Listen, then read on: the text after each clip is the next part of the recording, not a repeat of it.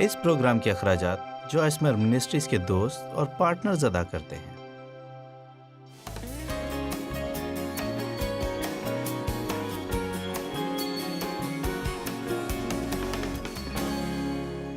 پچھلے کچھ سالوں سے میرے اندر یہ بوجھ تھا کہ لوگوں کو قائل کر سکوں کہ وہ بائبل کو صرف پڑھنے سے زیادہ اس کا بغور مطالعہ کریں، اور اگر آپ کسی ایک آیت کی گہرائی میں جا کر تلاش کریں تو یہ ایک واقعی بہت زبردست ہو سکتی ہے۔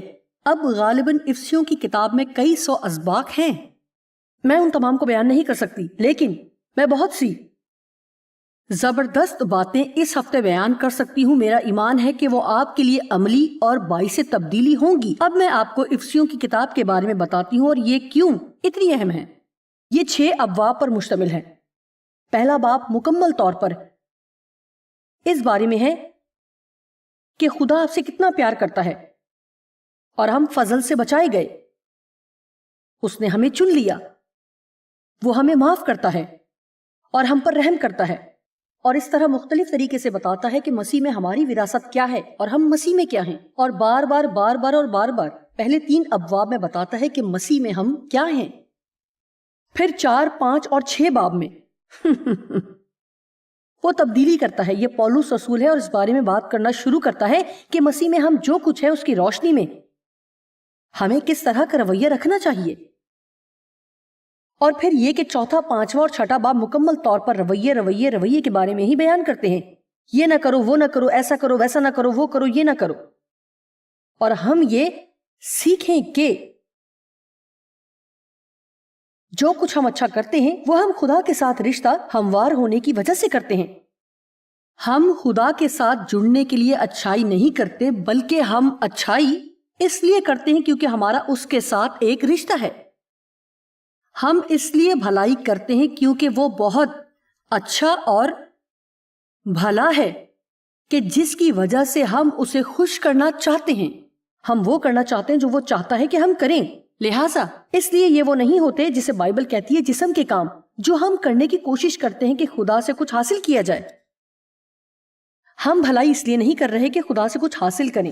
یہاں تک کہ آج جب میں نے آپ سے ہدیے کے لیے کہا تو آپ نے یہ اس لیے نہیں کیا کہ خدا سے کچھ حاصل کیا جا سکے، اور بائبل کہتی کہ وہ ہمیں واپس لوٹاتا ہے اور یہ روحانی اصول ہے، لیکن ہم اس لیے کرتے ہیں کیونکہ اس نے ہمارے لیے سب کچھ کیا، کیونکہ ہم اپنے اندر ابھی تک کھوئے ہوئے لوگوں کے لیے ترس محسوس کرتے ہیں، دنیا کے تمام لوگوں کے لیے جو نہیں جانتے کہ خدا کون ہے، اور ہم چاہتے ہیں خدا نے جو خدمات مقرر کی ہیں جن میں یہ صلاحیت ہے اور اس قابل ہے کہ وہ لوگوں تک پہنچ سکیں، لہٰذا ہم اس لیے نہیں دیتے کہ ہمیں یہ کرنا ہے، بلکہ اس لیے کہ ہم یہ کرنا چاہتے ہیں۔ یہی وجہ ہے کہ ہم اسے خوشی سے دینا کہتے ہیں،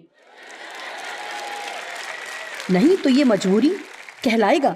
آپ سے پیسے یا کچھ بھی اور لینا خوشی سے دینا نہیں کہلائے گا، آپ کو اسے دینا ضرور ہے۔ لہٰذا جب بھی آپ کو اپنے کسی بھی رویے کے حوالے سے کوئی مسئلہ ہوتا ہے، آپ کوشش کرنا شروع کر دیتے ہیں اور بے تک کے کاموں میں لگ جاتے ہیں، تو آپ کے لیے سب سے بہتر یہ ہے کہ بائبل کی آیات کی طرف رجوع کریں، جیسا کہ افسیوں 1، 2 اور 3 باب، اور پورا دن اس میں گزاریں کہ خدا آپ سے کتنا پیار کرتا ہے۔ یاد کریں وہ کس قدر محبت کرتا، رحم، فضل اور وہ سب چیزیں جو آپ کو بڑھاتی ہیں۔ اور پھر ایسا ہوتا ہے کہ بھلائی یا اچھائی کرنا اتنا مشکل نہیں ہوتا کیونکہ یہ آپ کسی درست وجہ سے کرتے ہیں۔ اب غور سے سنیں، جب بھی ہم کسی غلط وجہ سے کچھ درست کرنے کی کوشش کرتے ہیں تو یہ مشکل ہوتا ہے، لیکن جب ہم کسی درست وجہ سے کچھ درست کرتے ہیں تو یہ آسان ہو جاتا ہے۔ میں یہ دوبارہ کہوں گی، اگر آپ درست وجہ رکھتے ہوئے درست کام کریں گے تو یہ کرنا آسان ہے، بجائے اس کے کہ کسی غلط وجہ سے درست کام کرنے کی کوشش کریں۔ اگر میں اچھا رویہ رکھنے کی کوشش کروں اور ہر کسی پر مہربان بنوں کیونکہ میں چاہتی ہوں کہ خدا مجھے پیار کرے، تو پھر میں اپنے اچھے رویے سے خدا کی محبت خریدنا چاہتی ہوں، لیکن خدا برائے فروخت نہیں ہے، وہ پہلے ہی سے ہمیں پیار کرتا ہے، یہ مفت تحفہ ہے۔ وہ دنیا کے بدترین گناہگار سے بھی پیار کرتا ہے۔ کوئی بھی شخص لاکھوں میل دور جا کر بھی اس سے مزید دور نہیں جا سکتا، اور یہ ہمارے جسم کو غصہ دلانے کے برابر ہے، لیکن وہ ان سے بھی اتنا پیار کرتا ہے جتنا کہ ہم سے کرتا ہے۔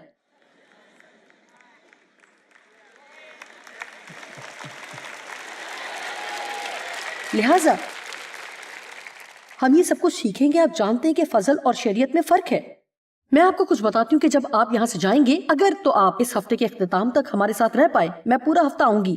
اگر ممکن ہو تو اپنی مصروفیات تبدیل کریں، ہیں تو کریں. اگر ایسا نہیں ہو سکتا تو یہ محسوس نہ کریں کہ آپ یہ سب کچھ کھو دیں گے، کیونکہ ہر سیشن میں بڑی زبردست اور عملی چیزیں ہوں گی جو خدا کے ساتھ چلنے میں آپ کی بہت زیادہ مدد کریں گی. یہ خط پولس رسول نے مسیح کی مصلوبیت کے بعد 60 کی دہائی میں غالباً روم میں اپنی 2 سالہ قید کے دوران لکھا. ہم باب نمبر 3 سے شروع کریں گے. پولس رسول نے دوبارہ یہ لکھا ہے کہ وہ خداوند کے لیے قیدی ہے، اور میرے خیال سے یہ بات سوچنے کے قابل ہے اگر ہم 1 منٹ اسی پر سوچیں، کیونکہ اس کا مطلب ہے کہ وہ قید میں تھا. میں آپ کو کچھ بتاتی ہوں.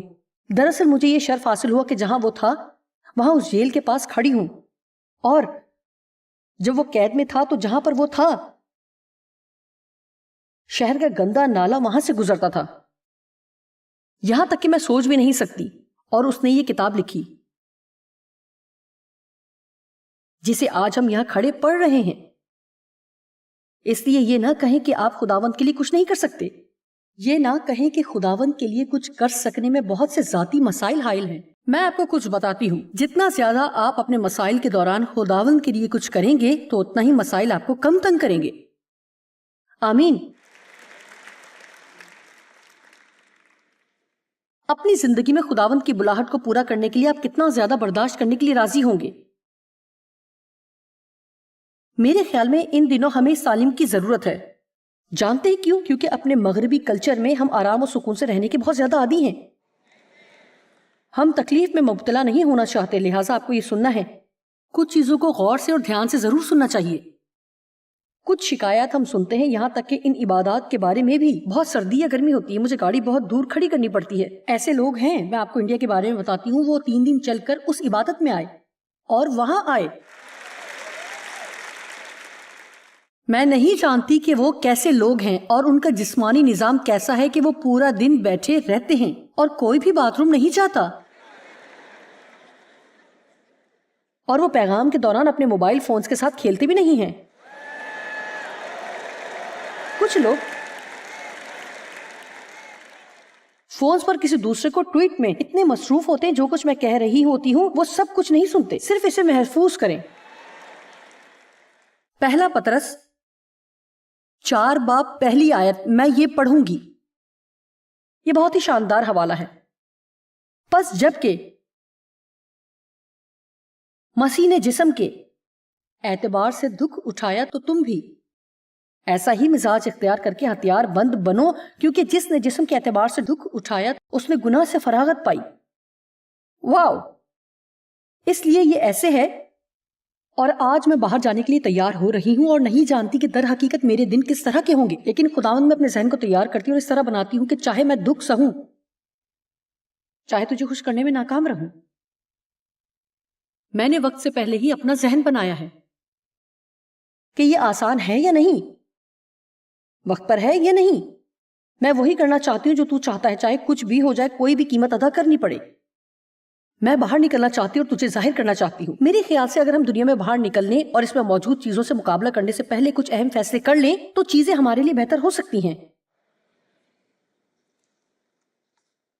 جیسا کہ پولس کلسیوں کے خط میں بھی کہتا ہے کہ جسم کو مارو، بدن میں زندگی نہ گزارو، بلکہ کہتا ہے کہ اسے مارو اور کوٹو.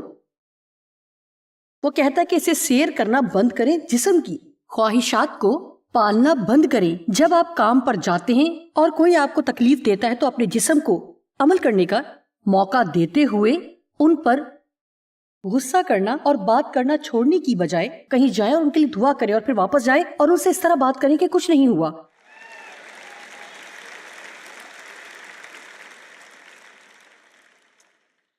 افسیوں 3 باب 6 آیت میں پولس ایک بڑے راز کے بارے میں بات شروع کرتا ہے، اور میں اس میں سے آپ کو بھی کچھ بتانا چاہتی ہوں، کیونکہ میرے خیال سے 5ویں آیت دیکھیں، افسیوں 3:5، جو اور زمانوں میں بنی آدم کو اس طرح معلوم نہ ہوا تھا جس طرح اس کے مقدس رسولوں اور نبیوں پر روح میں اب ظاہر ہو گیا ہے. یعنی یہ کہ مسیح یسوع میں غیر قومیں خوشخبری کے وسیلہ سے میراث میں شریک اور بدن میں شامل اور وعدہ میں داخل ہیں، جانتے ہیں کہ پولوس ان کو اس بڑے بھید کے بارے میں سکھانے کے لیے بلایا گیا، اور آپ یہ پڑھ سکتے ہیں، ہم سالوں سال سے یہ پڑھ سکتے ہیں اور کبھی بھی اس میں کچھ حاصل نہیں کر پاتے۔ یہاں دوبارہ آپ کو یہ سمجھنا ہوگا کہ ہو کیا رہا تھا۔ یہودی خود پر بہت ہی زیادہ فخر کرتے تھے کیونکہ وہ خدا کے چنے ہوئے لوگ تھے، اور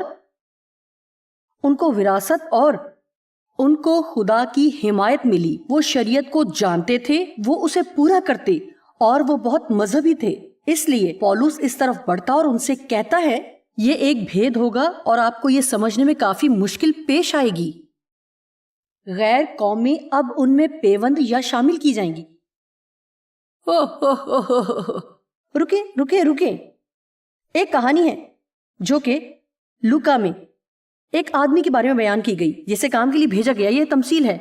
اس کے مالک نے کہا کہ وہ صبح بہت جلدی آ گیا، اور اس کے مالک نے کہا میرے لیے پورا دن کام کر اور میں تجھے یہ اجرت دوں گا۔ اور فرض کریں کہ وہ صبح 6 بجے شروع کرتا ہے، اس طرح 8 بجے کچھ اور اشخاص آتے ہیں اور وہ کہتا ہے تم سب جاؤ اور کام شروع کرو، اور جب دن ختم ہوگا تو میں تمہیں اس کی اجرت دوں گا۔ دوپہر کو کچھ اور آ جاتے ہیں، کام میں لگ جاؤ اور جو مناسب ہوگا وہ دن ڈھلنے پر میں آپ کو دے دوں گا۔ سپہر 3 بجے مزید اور لوگ آ جاتے ہیں، جاؤ اور کام شروع کرو اور دن ڈھلنے پر جو مناسب ہوگا ادا کروں گا۔ اور کام ختم ہونے کے بعد 1 گھنٹہ پہلے مزید اور آ جاتے ہیں، آپ سب کام کرنے کے لیے چلے جاؤ اور جو مناسب ہوگا میں سب کو ادا کروں گا۔ پھر دن کے ختم ہونے کا وقت آیا اور اس نے ان سب کو ایک جیسی اجرت دی۔ جو لوگ صبح سے کام کر رہے تھے وہ تھوڑا اداس تھے۔ اچھا 1 منٹ رکیں، یہ انصاف نہیں ہے، یہ درست نہیں۔ جانتے ہیں کہ یہ کیا ہے؟ یہ ایسے ہے کہ ایک شخص مسیحی خاندان میں بڑھا۔ جب وہ 2 سال کا تھا تب سے اسکول جاتا، بائبل کو جانتا تھا، اس نے امثال اور زبور یاد کیے، اور اپنی پوری زندگی چرچ کی ہر عبادت میں وہ ضرور جاتا۔ میرا مطلب وہ مسیحی کالج میں گئے، ان کے پاس الہیات کی ڈگری ہے، وہ ایسے ہیں جیسے کہ بہت بہت بہت ہی اچھے ہیں۔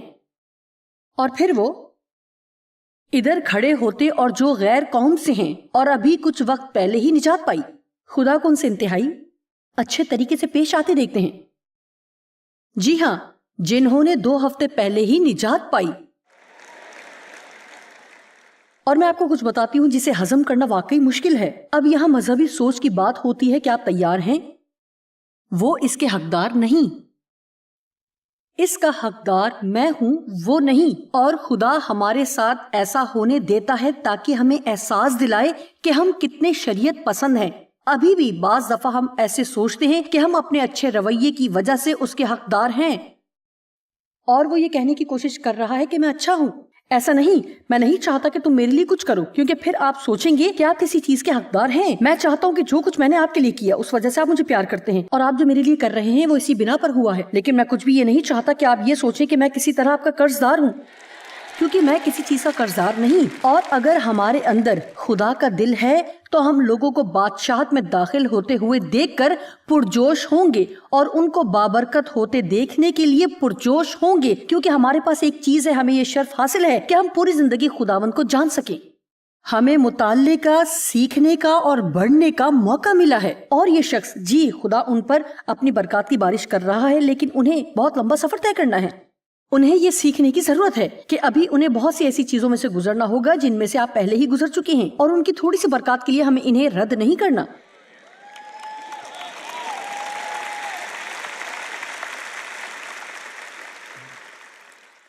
وہ کہتا ہے بالکل بھی نہیں، کبھی بھی اس طرح کے نہ بنے، اس طرح کے شخص نہ بنے جو یہ سوچتا ہے چونکہ تم نے یہ تھوڑا سا کام کیا ہے اور آپ بہت زیادہ کی حقدار نہیں ہیں۔ وہ فضل اور شریعت کی فرق کے بارے میں سوچتا ہے۔ افسیوں 3 باب فضل اور شریعت پر بہت زیادہ سکھاتا ہے۔ میرے خیال میں ہم اس بات کو نہیں جان سکتے کہ یہودی ثقافت میں یہ کس قدر صدمہ پہنچانے والی بات تھی۔ اور یہاں تک کہ آج کے ایک مذہبی شخص کے لیے ایک نجات یافتہ مسیحی جو کہ واقعی مسیح میں آزاد ہے، یہ کس قدر حیران کن ہے۔ میں آپ کو کچھ بتاتی ہوں۔ جس طرح آج ہم یہاں پرستش کر رہے تھے، اگر آپ کسی مذہبی گروپ یا آدمی کو لے آتے تو وہ ہمیں لکڑی پر لٹکانے کے لیے تیار ہو جاتے۔ جانتے ہیں کیوں؟ کیونکہ مذہبی لوگ سوچتے ہیں کہ سب کچھ ان کے طریقے سے ہونا چاہیے۔ آپ کو چرچ میں خاموشی ہونا چاہیے۔ اچھا تو کیوں؟ کیونکہ آپ خاموش ہیں۔ جب دعا کریں تو آپ کو سر جھکانا چاہیے۔ کیوں؟ کیونکہ جب دعا کرتے تو آپ اپنا سر جھکاتے ہیں۔ ان کے پاس یہ تمام قوانین ہوتے ہیں کہ خدا کے پاس کیسے آنا ہے۔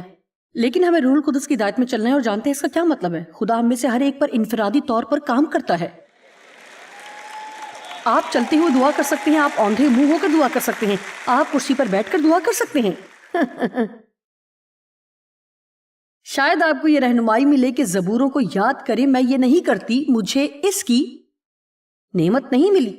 میں بائبل کو بہت زیادہ جانتی ہوں, یہ ذخیرہ مجھ میں سے نکلتا جائے گا, نکلتا جائے گا, نکلتا جائے گا. لیکن اگر آپ کہیں کہ زبوروں کا حوالہ دیں, میں شاید آپ کو 23 زبور یا 51 زبور یا کوئی ایسے سناؤں گی جو میں نے بار بار پڑھے ہوں گے, لیکن یہ میری خاص نعمت نہیں ہے. اور ایک چیز جو پولس رسول سکھانا چاہتا ہے وہ اسیوں 3 باب میں ہے کہ ہر ایک کام جس میں ہم اچھے ہیں وہ خدا کی طرف سے ایک تحفہ یا نعمت ہے. ہر ایک اچھی چیز جو انعام خدا کی طرف سے ہے, اور ان تحفوں کے لیے ہمیں خدا کے شکر گزار ہونا چاہیے. یعنی کسی اور سے یہ امید رکھنا بند کرنا ہے کہ جیسے ہم ہیں وہ بھی ویسے ہی ہوں. آمین. آپ قوانین پر عمل کر کے خدا کی حضوری میں نہیں پہنچ سکتے. میں یہ نہیں کہہ رہی کہ نظم و ضبط غلط ہے, نظم و ضبط اچھا ہے. یہاں تک کہ میں یہ بھی برا نہیں سمجھتی کہ آپ اپنے لیے قانون بنائیں, لیکن آپ نہیں کر سکتے. آپ کسی بھی چیز کے بارے میں قانون پسندانہ نہیں بن سکتے. میں اپنے دن کے پہلے چند گھنٹے خدا کے ساتھ گزارتی ہوں, لیکن جانتے ہیں کہ اگر کبھی کسی خاص وجہ سے میں یہ نہ کر سکوں, جو کہ اکثر نہیں ہوتا جبکہ یہ میرے لیے بہت اہم ہے, لیکن اگر ایسا ہو جائے تو میں تھوڑا سا بھی احساس جرم محسوس نہیں کرتی, کیونکہ میرے لیے یہ قانون نہیں ہے بلکہ یہ شرف ہے. آمین. اب میں دیکھتی ہوں میں 1 منٹ کے لیے آپ کی توجہ یہاں مرکوز کروں. اپنے لوگوں کے لیے خدا کے پاس کے لیے ہمیشہ ایک طویل منصوبہ ہوتا ہے. خدا کے پاس اپنے لوگوں کے لیے طویل منصوبے ہوتے ہیں. میں چاہتی ہوں کہ آپ جانیں کہ آپ کی زندگی میں جو کچھ ابھی ہو رہا ہے وہ اس سے بالکل مختلف ہے جو اگلے سال یا اس سے اگلے سال یا مزید اگلے سالوں میں ہوگا. بے شک سب کتنا ہی اچھا کیوں نہ ہو, یہ سب مزید اور بہتر ہو سکتا ہے, اور بے شک وہ کتنے ہی برے ہیں وہ بہتر ہو سکتے ہیں. لہٰذا آپ کے مستقبل کے لیے خدا کے ذہن میں صرف ایک چیز ہے, اور وہ ہے بہترین چیزیں. آمین. میں چاہتی ہوں کہ آپ یہ جانیں, وہ کہتا ہے میں تیرے لیے اپنے منصوبوں کو جانتا ہوں, یعنی تیرے لیے بھلائی کے خیالات اور منصوبے. لہٰذا شروع ہی سے خدا کے پاس انسان کے لیے اچھے منصوبے تھے. اگر آپ پیچھے جائیں اور پیدائش پہلا باب پڑھیں, آدم اور حوا کے لیے وہ بڑے منصوبے رکھتا تھا. وہ اس طرح کی خوبصورت جگہ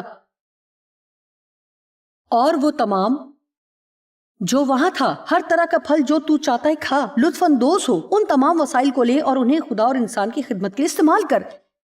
ایک ہی بات ہے جو وہ چاہتا ہے کہ تو نہ کرے. کتنی عجیب بات ہے, تو سب کچھ کر سکتا ہے. صرف ایک چھوٹی سی بات ہے جو میں نہیں چاہتا کہ تو وہ کرے. جی, وہ ایسی چیز ہے جس پر ابلیس مقابلہ کرنا چاہے گا. اس لیے وہ دلائل سے ہوا کو آزماتا ہے. دلائل کے بارے میں آپ کو محتاط ہونا ہے. ضروری نہیں کہ آپ کو اس کے لیے بہت زیادہ دلیل بازی کرنے کی ضرورت ہو. آپ کو صرف ایمان رکھنا ہے اور وہ کام کرنا ہے.